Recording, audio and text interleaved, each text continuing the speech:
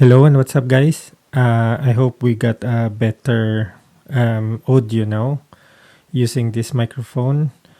And today, I discovered again to use this setup with my pedal board. So, as I said before, the missing pedal there is the wah pedal, and whilst waiting for the wah pedal, I keep changing and swapping.